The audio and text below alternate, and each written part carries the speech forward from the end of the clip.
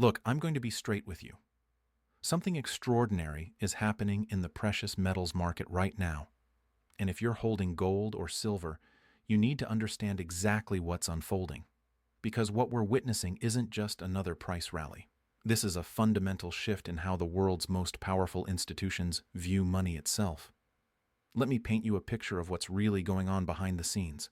Central banks around the world just purchased over 220 tons of gold in a single quarter. That's a 28% increase from the previous quarter. But here's what makes this absolutely remarkable. This isn't some temporary buying spree. This is the third consecutive year where central bank gold purchases have exceeded 1,000 tons annually. Think about that for a moment. The very institutions that print money are dumping their own currencies to buy gold at a pace we haven't seen in modern history. Now you might be thinking, okay, central banks are buying gold, so what? But you're missing the bigger picture. These aren't just any buyers. These are the people who literally create money out of thin air. They can print unlimited amounts of their own currency whenever they want, yet they're choosing to exchange that currency for physical gold. What does that tell you about their confidence in the paper money system? Let me take you back to a conversation I had with a former Federal Reserve economist. We were discussing the gold market over coffee, and he said something that stuck with me. He said, when central banks buy gold, they're not making an investment. They're buying insurance against their own policies. That statement hit me like a freight train. These institutions know something that most people don't understand yet. They know that the current monetary system is built on a foundation that's becoming increasingly unstable. But here's where it gets really interesting. Investment demand for gold has climbed to over 1,160 tons through the first 3 quarters of this year alone. That's a 33% increase. We're not just talking about central banks anymore. We're talking about institutional investors, hedge funds, family offices, and sophisticated money managers all moving into gold simultaneously. This is the smart money. The people who manage billions of dollars are positioning themselves for something big. Now let me show you what's happening with silver, because this is where things get absolutely wild. Silver has been quietly outperforming almost every other asset class, and most people have no idea why. See, silver has this unique characteristic that makes it completely different from gold. It's both a monetary metal and an industrial metal, and right now, both of those demand drivers are firing on all cylinders. The industrial demand for silver is exploding because of the green energy transition. Every solar panel requires silver. Every electric vehicle requires significantly more silver than a traditional car. The electronics industry is consuming silver at record rates. But here's the kicker. Silver production isn't keeping up. We're looking at a structural supply deficit that's getting worse every single year. The above-ground stockpiles that used to buffer these shortages, they're being depleted at an alarming rate. Let me tell you a story that perfectly illustrates what's happening. There's a major solar panel manufacturer in Asia that recently tried to secure their silver supply for the next 3 years. They went to multiple suppliers, and you know what they found? Nobody could guarantee them the volume they needed at any price. The physical silver simply isn't available in the quantities required. This company ended up paying a significant premium over spot price just to lock in whatever supply they could find. And they're not alone. This is happening across multiple industries simultaneously. But there's something even more fascinating happening beneath the surface. The paper silver market, the futures and derivatives that trade on exchanges like the COMEX, is showing signs of serious stress. The ratio of paper silver claims to actual physical silver available for delivery has reached levels that would make any rational person nervous. It's like a game of musical chairs where there are 100 people but only 10 chairs. Eventually, the music stops. I want you to understand something crucial about how these markets actually work. When you see the silver price on your screen, that's not really the price of physical silver. That's the price of a paper contract that promises to deliver silver. But what happens when everyone holding those paper contracts decides they want actual physical metal? That's when the system breaks. And we're seeing early warning signs that this moment might be approaching faster than anyone expects. Let me take you back to a similar situation that happened in the nickel market recently. The London Metal Exchange had to halt trading and actually cancel trades because the price moved so violently that it threatened to bankrupt major participants. Why?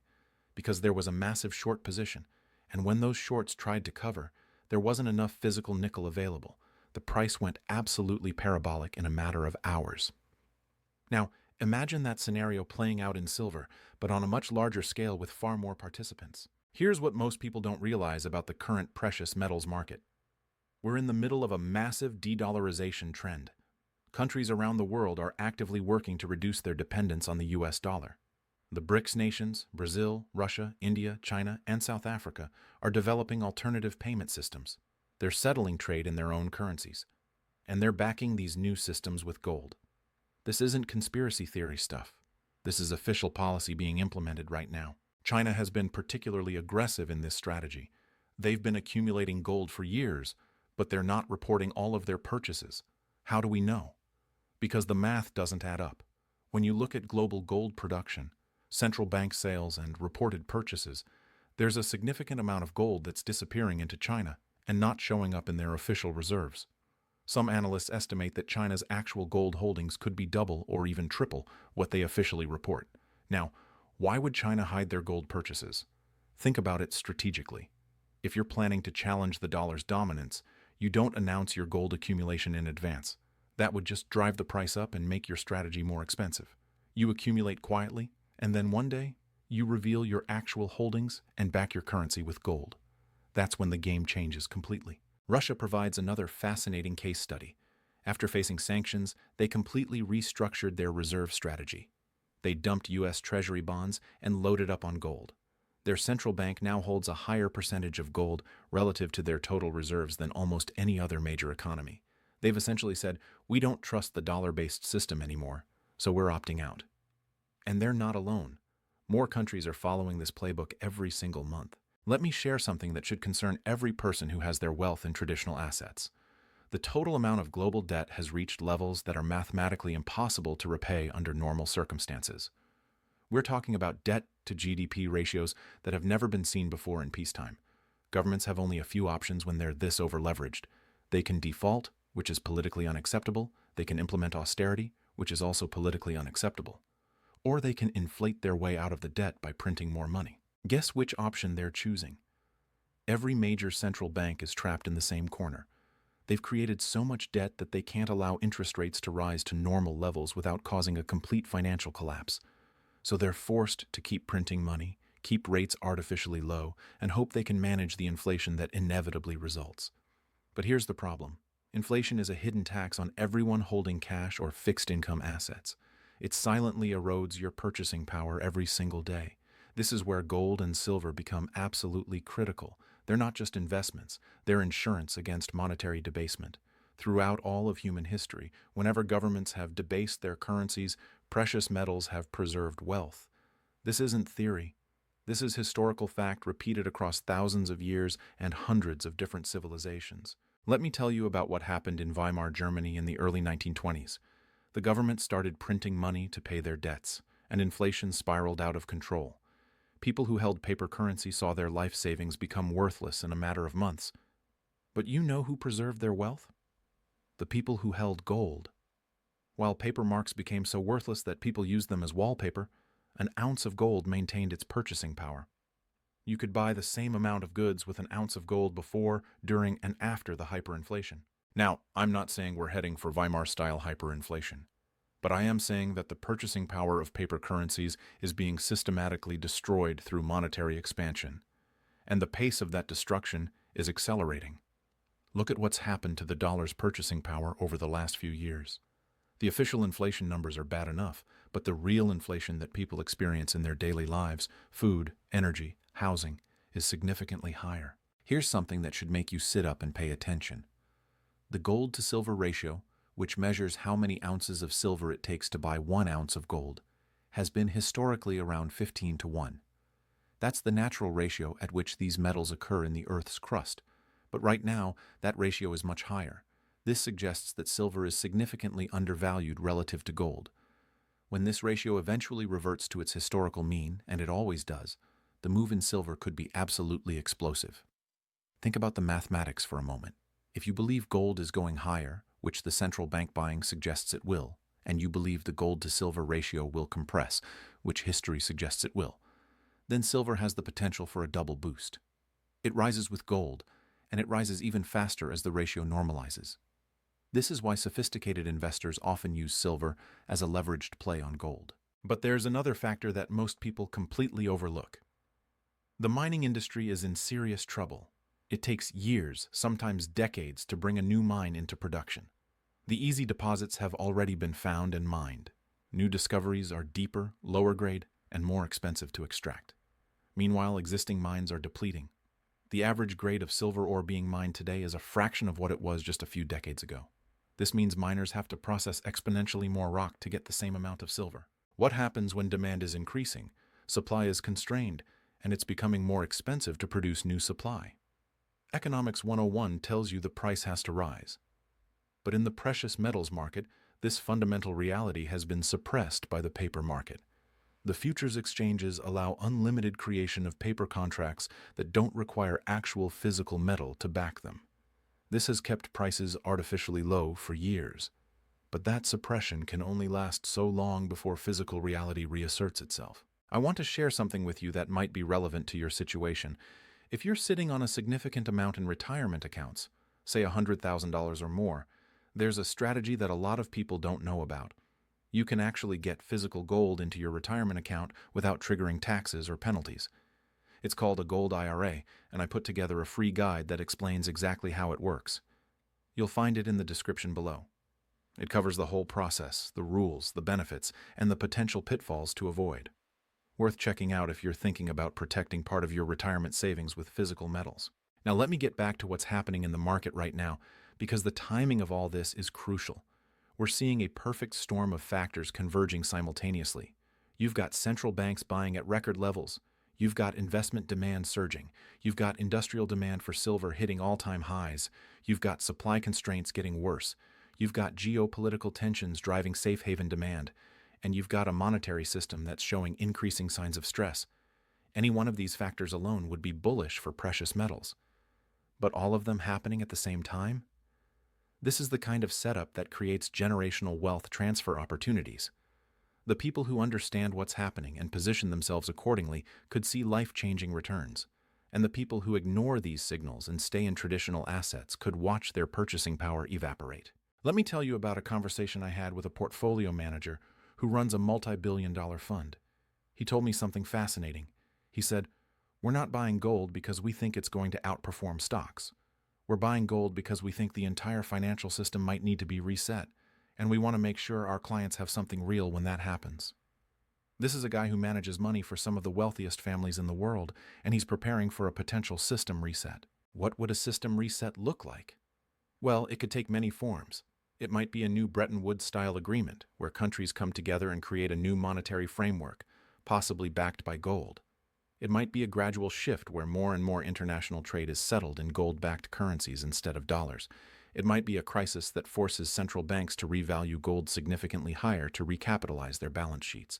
Or it might be something we haven't even imagined yet. But here's what we know for certain. The current system is unsustainable. You cannot have infinite debt growth in a finite world. You cannot print unlimited amounts of currency without consequences. You cannot suppress the price of real assets forever while inflating financial assets to the moon. Something has to give. And when it does, the people holding real, tangible assets like gold and silver will be the ones who preserve and grow their wealth. Look at what's happening with platinum and palladium too. These metals are showing similar dynamics. Industrial demand is strong, supply is tight, and prices are starting to reflect that reality. The entire precious metals complex is waking up after years of being ignored and undervalued. This isn't just about gold and silver anymore. This is about a fundamental reassessment of what constitutes real wealth in an era of monetary chaos. I want you to think about your own situation for a moment. How much of your wealth is in paper assets? Stocks, bonds, cash in the bank? These are all claims on future value, denominated in currencies that are being systematically devalued. Now, how much of your wealth is in real, tangible assets that have maintained value throughout human history? For most people, the answer is zero or close to it.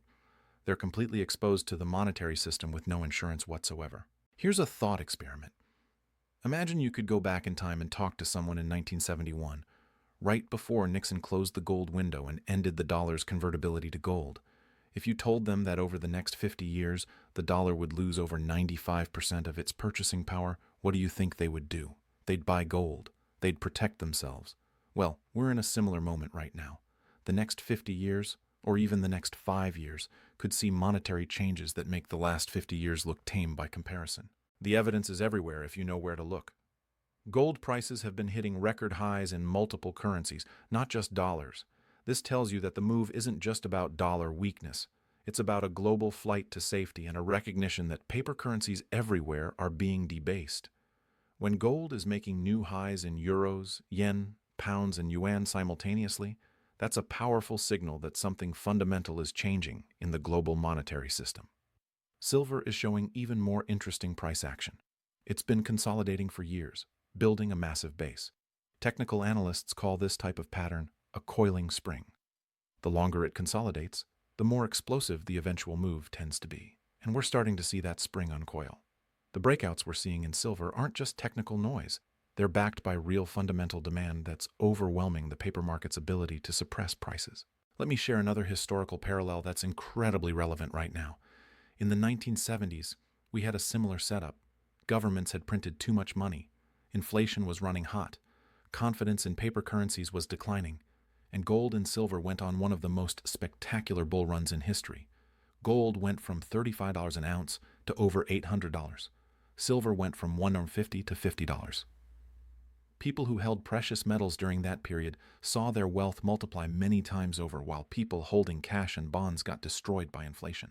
But here's what makes the current situation potentially even more explosive than the 1970s.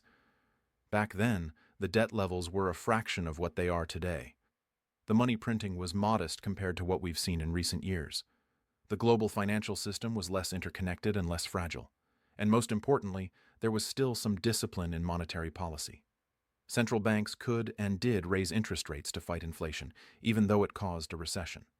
Today, they can't do that without causing a complete financial collapse because the debt burden is too massive. We're also seeing something unprecedented in the ETF market. Gold ETFs saw massive inflows recently, reversing years of outflows. This represents Western institutional money coming back into gold after largely ignoring it for years. When you combine this Western institutional demand with the ongoing Eastern central bank demand, you get a buying wave that's simply overwhelming available supply. The physical market is showing signs of stress too. Premiums on physical gold and silver coins and bars have been elevated for months. Delivery times are stretching out. Dealers are having trouble sourcing inventory. These are all signs that the physical market is much tighter than the paper price would suggest. And when the physical market is tight while the paper market is still creating unlimited synthetic supply, you get a powder keg situation. Think about what happens when a major institution decides they want to take physical delivery of their gold or silver holdings. Let's say a sovereign wealth fund or a large pension fund decides they don't trust the paper market anymore and they want actual metal in their vault. If enough institutions make that decision simultaneously, the system simply cannot deliver. There isn't enough physical metal available to satisfy all the paper claims. That's when you get a short squeeze that could send prices to levels that seem unimaginable today. We've already seen many versions of this play out. Remember when the U.S. Mint had to ration Silver Eagle production because they couldn't source enough silver blanks? Remember when major refineries had months-long waiting lists for gold bars? These were just small tremors. The big earthquake hasn't happened yet, but the fault lines are clearly visible for anyone paying attention. Here's something else that's absolutely critical to understand. The derivatives market for precious metals is enormous. Banks and financial institutions have massive short positions in gold and silver futures. These positions were put on when prices were much lower, and they're now underwater. If prices continue to rise, these institutions will face margin calls and potentially catastrophic losses. Their only option will be to cover their shorts by buying, which will drive prices even higher, which will trigger more margin calls, which will force more buying. This is the classic setup for a short squeeze that could go parabolic. Now, I know some people will say, but the government won't let gold and silver prices run away. They'll intervene. And you know what? They might try. But here's the thing. They're running out of tools. They've already used up most of their ammunition fighting the last crisis. Interest rates are near zero. They're already printing money at unprecedented rates. Their balance sheets are bloated beyond anything we've ever seen. What exactly are they going to do to stop a precious metals bull market that's being driven by fundamental supply and demand? The reality is that governments and central banks are losing control of the narrative. More and more people are waking up to the fact that the emperor has no clothes. The monetary system is based on confidence, and that confidence is eroding. Every time they print another $1 trillion, Every time they bail out another failed institution, every time they manipulate another market, they lose a little more credibility. And once that credibility is gone, it's almost impossible to get back. This is why the smart money is positioning now, before the crowd figures it out. Because once the general public realizes what's happening, once the mainstream media starts talking about it, once your neighbor is asking you about buying gold, it'll be too late to get in at reasonable prices. The big moves happen before most people even know there's a move happening. Let me paint you a picture of what the next few years could look like. As inflation continues to run hot and central banks prove unable or unwilling to fight it effectively, more and more people will lose faith in paper currencies. They'll start looking for alternatives. Some will go into cryptocurrencies, some will go into real estate, but a significant portion will go into the oldest form of money humanity has ever known: gold and silver. As this demand wave builds, the paper market will start to break down. The disconnect between paper prices and physical prices will become too obvious to ignore. Premiums on physical metal will explode. Delivery delays will stretch from weeks to months. Some dealers will stop selling altogether because they can't source inventory. The futures exchanges might have to change their rules or even halt trading temporarily. And through all of this chaos, the price of gold and silver will be climbing relentlessly higher. Industrial users of silver will panic as they realize they can't secure the supply they need for their manufacturing processes. They'll start paying whatever it takes to lock in supply. This will put even more upward pressure on prices. Solar panel manufacturers, electronics companies, electric vehicle makers, they'll all be competing for a limited supply of silver, and they'll be bidding against investors and central banks who also want it. The mining companies will see their profit margins explode as metal prices rise while their costs remain relatively stable. Their stock prices will go parabolic. But even with higher prices incentivizing more production, it'll take years for new supply to come online. The supply deficit will persist and probably get worse before it gets better. Meanwhile, the dollar will continue to lose purchasing power, not necessarily in a dramatic crash, but in a steady, relentless erosion that compounds over time. The things you need to live, food, energy, housing, will keep getting more expensive in dollar terms. But if you're holding gold and silver, your purchasing power will be preserved or even enhanced. You'll be able to buy the same amount of goods and services or more with your precious metals holdings. This is the wealth transfer I'm talking about. It's not about getting rich quick. It's about preserving and growing your wealth while the majority of people see theirs evaporate. It's about being on the right side of the biggest monetary shift in generations. It's about understanding that we're in the endgame of a debt-based fiat currency system and positioning yourself accordingly. The people who understand this and act on it will look back in 5 or 10 years and realize this was one of the most important financial decisions they ever made. The people who ignore it or dismiss it as gold bug nonsense will look back with regret as they watch their purchasing power disappear and their retirement dreams fade away. So here's what you need to ask yourself. Do you believe the current monetary system is sustainable? Do you believe governments can continue printing unlimited amounts of money without consequences? Do you believe paper currencies will maintain their purchasing power over the next decade? If your answer to any of these questions is no, then you need to be holding gold and silver, not as a speculation, not as a trade, but as a core holding in your wealth preservation strategy. The time to act is now, while prices are still reasonable, while physical metal is still available, while the crowd hasn't figured it out yet. Because once this train leaves the station, it's not coming back. The wealth transfer will happen with or without you. The only question is which side of that transfer you'll be on.